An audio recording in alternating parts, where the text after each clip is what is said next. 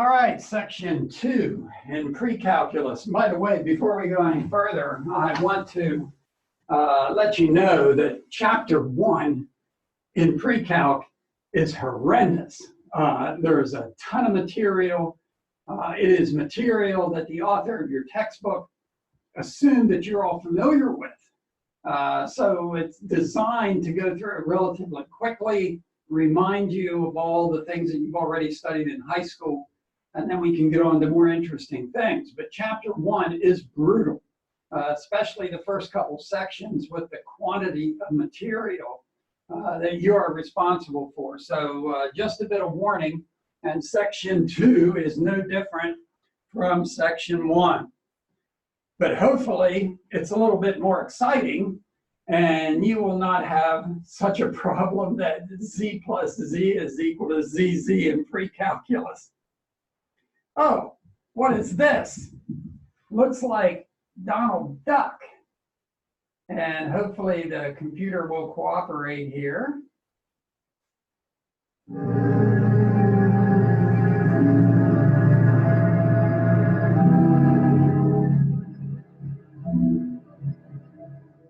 That is strange.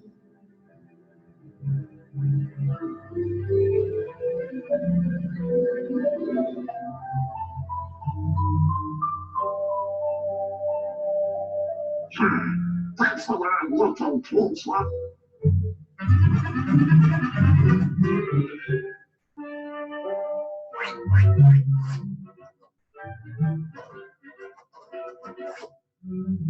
What kind of a crazy place is this?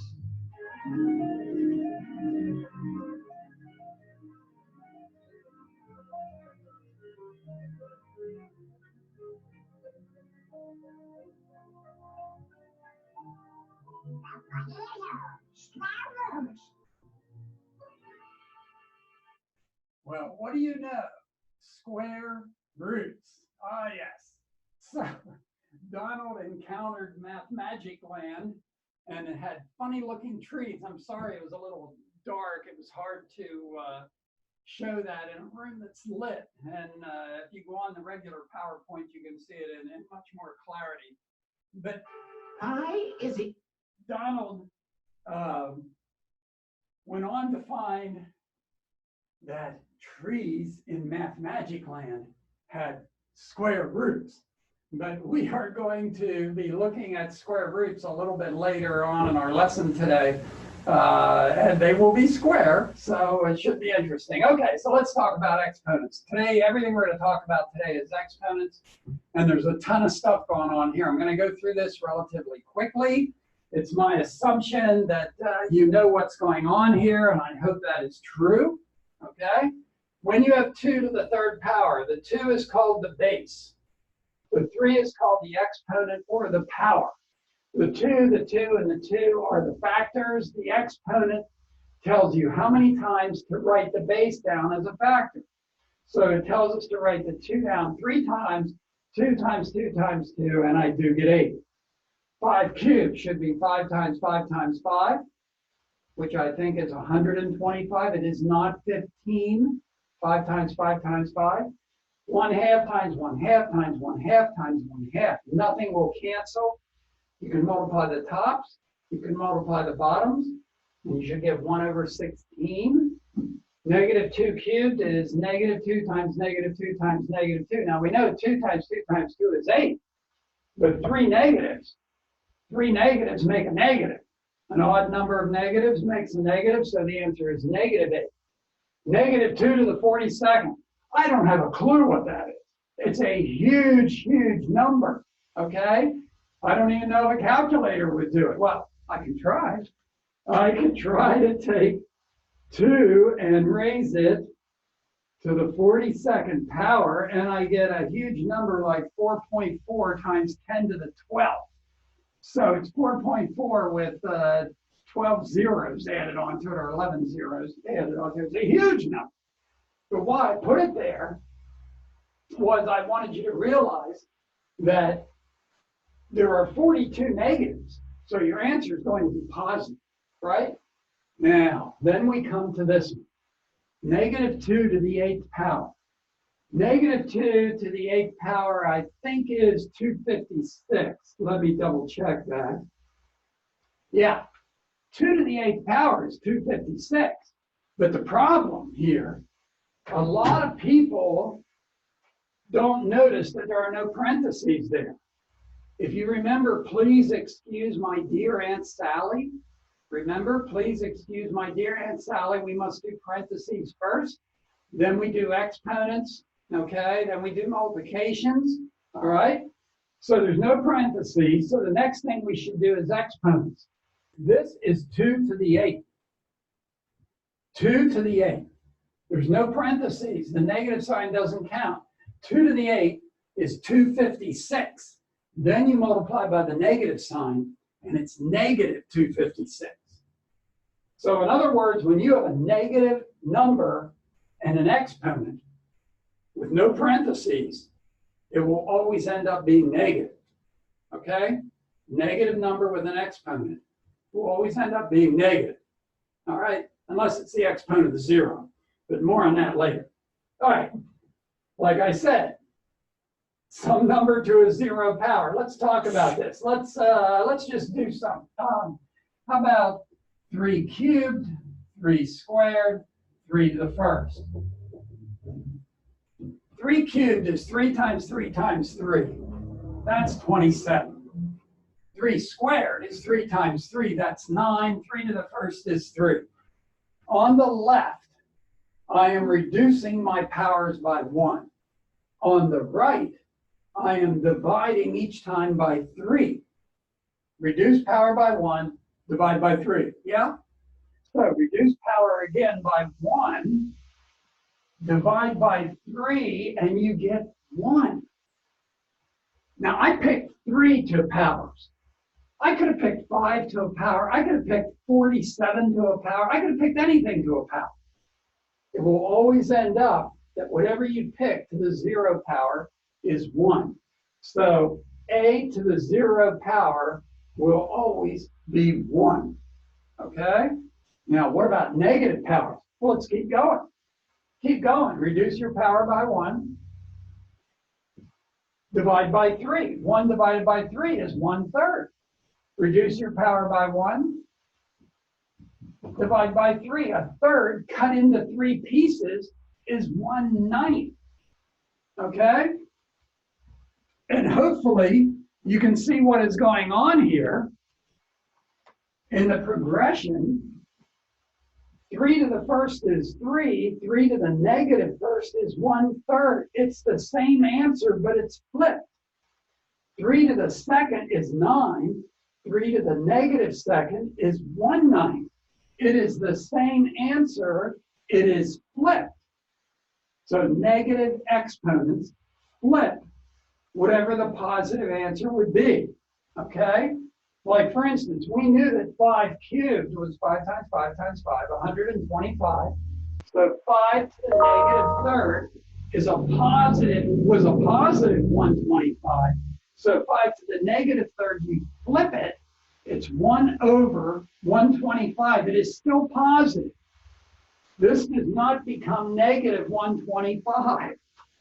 This answer is positive. This answer will be positive. But it's flipped. It's 1/125. How about 2/3? Let's just square it. Forget the negative sign. 2 times 2 is 4. 3 times 3 is 9. So I know when I square it, I get 4/9. But a negative 2, you flip the 4/9, and it becomes 9/4. Think about that a second. You do your power normally, and then you flip it. How about this ugly one down here? Let's take a look at that. Okay, so I have 5x to the minus 2, y cubed, all over 10x to the minus 3, y to the minus 4.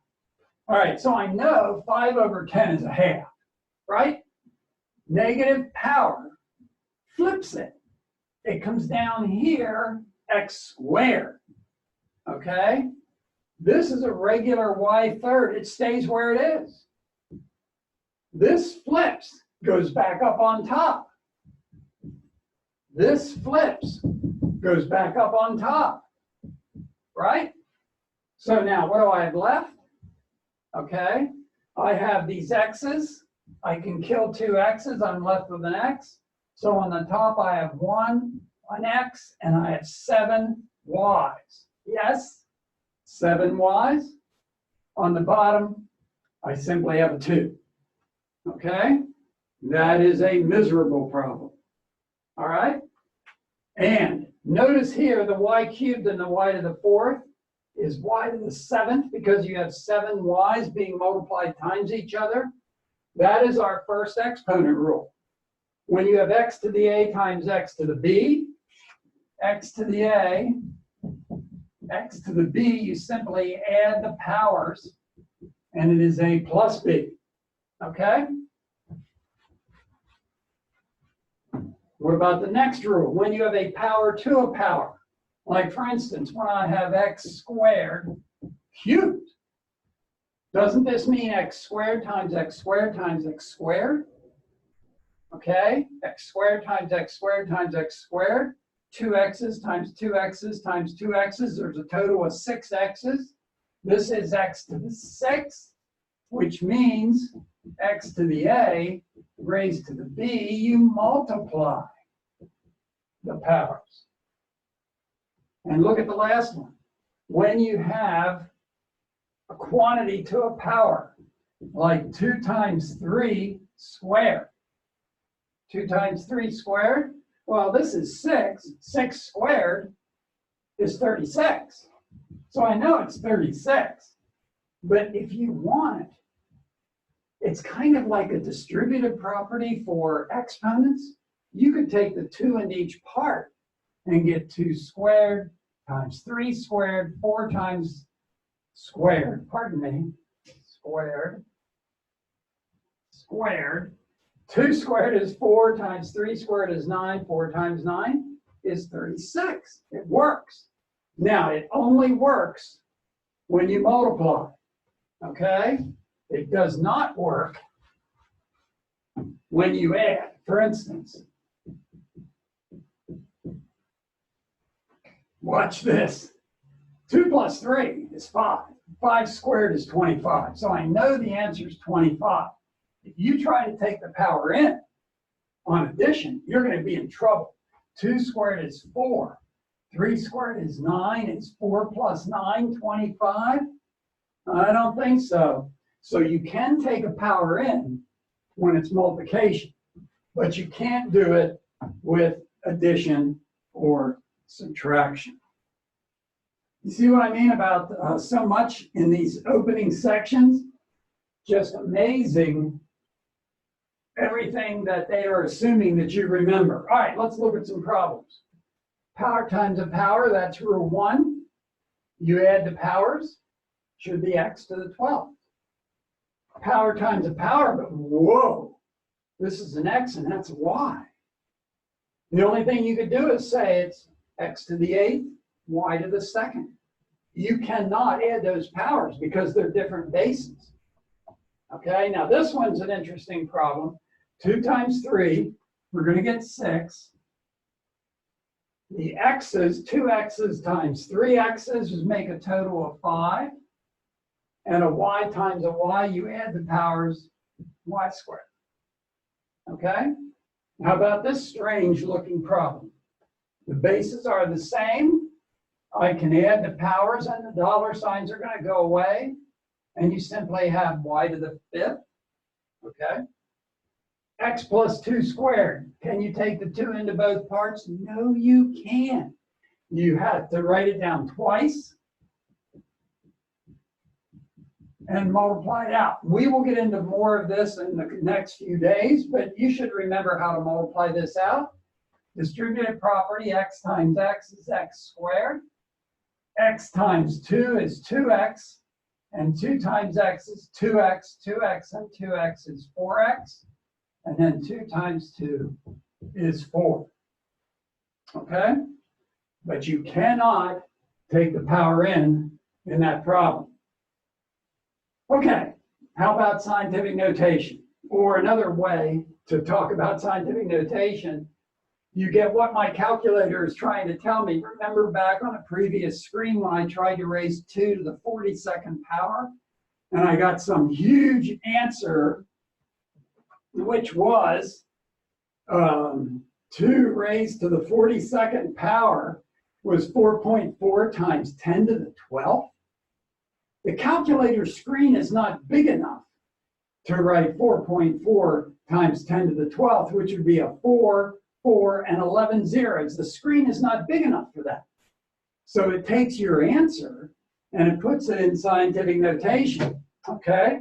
Scientific notation is a number times a power of 10, where n is some integer, whole number, or negative whole number, and a is between 1 and 10, like right here, 547. Okay, you want to get a number between 1 and 10. The decimal point is there at the end of 547. Move it back 2 places, 5.47. This was a big number, 500 times 100, which is 10 squared. You moved it 2 places. So this is 5.47 times 10 squared. This is the number 3 thousandths. 3 thousandths. 3 thousandths. 1,000 is 10 cubed. And if I move it up to the top, it becomes a negative power. When you flip it, negative power, right? 3 times 10 to the minus third. Or another way you can do it, move your point 3 places. This was a tiny number, so use a negative exponent. That is the way to remember this. Big numbers, positive powers. Tiny numbers, negative powers. So look at this one. If you have a 10 to the 5th, that's a positive power. That's going to make a big number. To move this decimal point and get a big number, would you want to move it to the left or to the right? It's got to be to the right. 5 places would be a 2, 1, 7, and add 3 zeros. There it is. Okay? 2.17 times 10 to the 5th. How about this one? Big number. Here's your decimal point at the end. To get a number between 1 and 10, you'd have to move it way over here. So I'll call it 5.06 times 10. We moved it 6 places.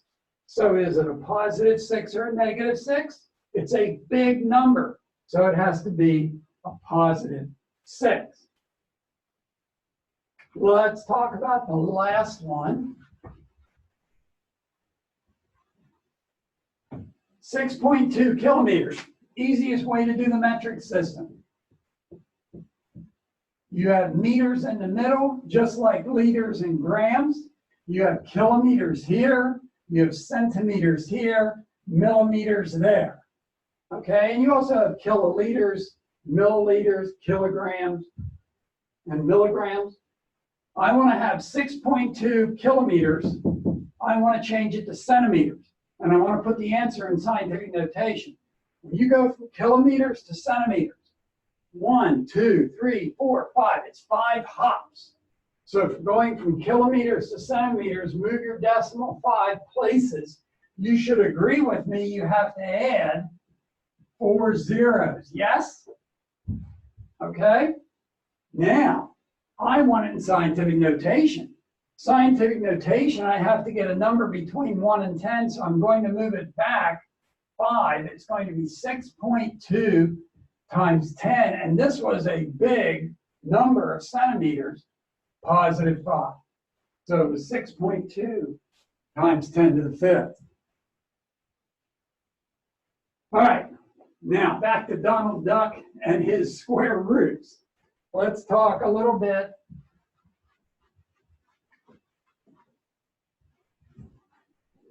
Let's talk about roots. Square root of 25 is 5, because 5 times 5 is 25. But the answer is not negative 5, even though negative 5 times negative 5 is 25. This square root sign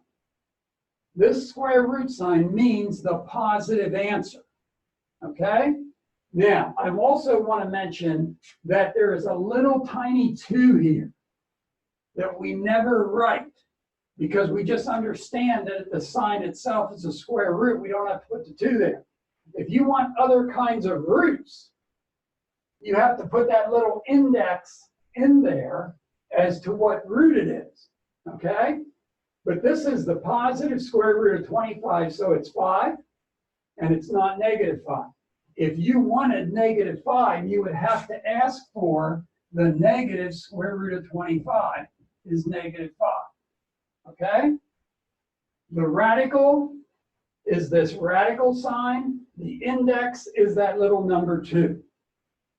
The negative square root of 49 is negative 7. The positive or negative square root of 36 is plus or minus 6. The square root of negative 4. We are not doing imaginary numbers. You cannot find the square root of a negative number. There is no answer for that problem. But what about a cube root of negative 27? You want to try to find a number which, when times itself 3 times, gives you negative 27. You can't do negatives here, but you can do negatives in odd roots, because negative 3 times negative 3 times negative 3 is negative 27. So the answer to this one is negative 27. Negative 3, pardon me. The 4th root of 16 is some number which, when times itself 4 times, will give you 16. 2 times 2 is 4, times 2 is 8, times 2 is 16. Answer here is 2. The 5th root of 32 is 2 also. 2 times 2, 4, times 2, 8, times 2, 16, times 2, 32. That one's 2. Square root of 0, just like the square root of 1, is the same thing. Square root of 0 is 0. Square root of 1 is 1. The negative square root of 81 would be negative 9. The square root of negative 81 you cannot do. The 4th root of negative 16, you can't do it, because negative 2 times itself 4 times is a positive 16, okay? There is no number times itself 4 times that'll give you negative 16. Now, once again, if you were in imaginary numbers, you could use the letter I, but we're not doing this. The plus or minus square root of 100 would be plus or minus 10. How about reducing roots? Let's talk about this one. So I have the square root of 40 x to the 4th, y to the 8th. The variable should be easy. What do you take times itself to get x to the 4th? X squared. What do you take times itself to get y to the 8th? Be careful. Is that not y to the 4th? Y to the 4th times y to the 4th. Don't you add it and get y to the 8th? Now, the 40 does not have a square root that comes out even. So we're going to have to try to reduce it. We're going to try to break it down, and we need to use factors of which at least one of them you can take the square root of. Like, I would not use 2 and 20. I would not use 5 and 8. But I will use 4 and 10 because I can take the square root of them. Square root of 4 is 2. Then I have x squared, y to the 4th, and put the root 10 at the end. Okay? Let's do the next one. Square root 32, y to the 16th, x squared, 32. I can't take the square root of 32. Try to find the best thing you can use. You can use 4 and 8. It'll take you a couple steps. I'm going to use 16 and 2. That makes 32. Here's the tricky one. Y to the 16th. Oh, I catch so many people on the chapter test because they think the square root of y to the 16th is y to the 4th. It is not y to the 4th. Y to the 4th times y to the 4th would only be y to the 8th. The square root of y to the 16th is y to the 8th. Square root of x squared is x. Final answer, 4. Y to the 8th, x, and put the root 2 last. Okay? How about cube roots? Cube root. What do you take times itself 3 times to get 64? You're going to have to think about that. 4 times 4 is 16 times 4 is 64. Cube root of 64 is 4. What is the cube root of x to the 6th power? It's x squared, because x squared times x squared times x squared, you add your powers and you get x to the 6th. This answer is 4x squared. Let's do the last one. It is 2 root 18 plus root 50. Okay, no decimals allowed here. I need to break 18 down. Am I going to use 3 and 6? No, I can't take the square root of either one. I'll use 9 and 2. How about 50? Am I going to use 5 and 10? No way. I'm going to use 25 and 2. Square root of 9 is 3. 3 times 2, 6. Square root of 25 is 5. 5 root 2. Final answer, 11 root 2. Okay, final subject to talk about today. I told you there was an awful lot going on here today. We want to talk about fractional exponents. Now, so far today, we talked about positive exponents. We talked about 0 as an exponent. It's 1 always. We talked about negative exponents where you flip it, right? What in the world are fractional exponents? Like, for instance, what is 8 to the 1/3 power? Well, 8 to the 1/3 times 8 to the 1/3 times 8 to the 1/3, you add your powers, you get 8 to the 3/3, which is 8. This is something times itself 3 times gives me 8. The only thing that times itself 3 times that gives me 8 is 2. So 8 to the 1/3 has to be 2. But the 1/3 exponent then has to be a cube root, because the cube root of 8 is 2. So a 1/3 power is a cube root. A 1/2 exponent is a square root. Fractional exponents are roots, okay? 25 to the 1/2, that's the square root of 25 is 5. Negative 27 to the 1/3 is the cube root of negative 27 is negative 3. This gets to be a tricky one. Your root is always what's on the bottom of the fraction. Square root, cube root. This would be a square root. Square root of 16 is 4. And then you cube 4. 4 times 4 times 4, which is 64. This is a really tricky one. The 5th root of 32, what do you take times itself 5 times to get 32? Is 2. 5th root of 32 is 2. Square 2 is 4. Negative sign, flip it, is 1/4. Tricky problem. Here's the rule.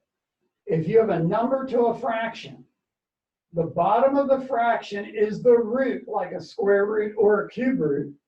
And then you take the x and you make it the power of your final answer. Or you can do the power first before you take the root, either way. Let's do this problem.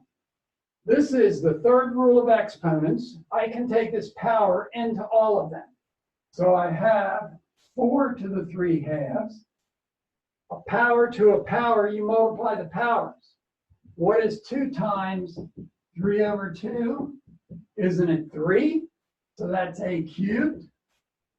4 times 3/2 should be 6. Now, here's the fractional exponent. The bottom is the root. Square root of 4. 2. Cube it. 8. Okay? All right. Last lesson. we talked about rationalizing denominators, getting rid of, we didn't talk about that the last one. We're going to talk about it today, my fault. If you have 2 over root 5, this is kind of a pain in the neck. I really don't like this subject at all. 2 over root 5, it has been an old custom to not have a root on the bottom.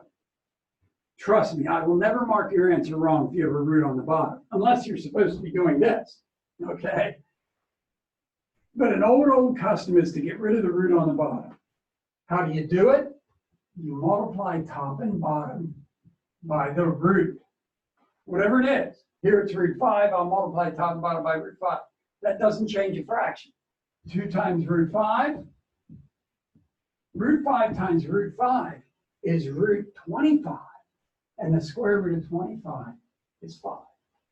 So rationalizing a denominator is simply getting rid of the root on the bottom. You're turning the bottom into a rational number. All right, I picked a series of odd problems for your homework. Hopefully things will go well with the homework. If not, get in touch with me.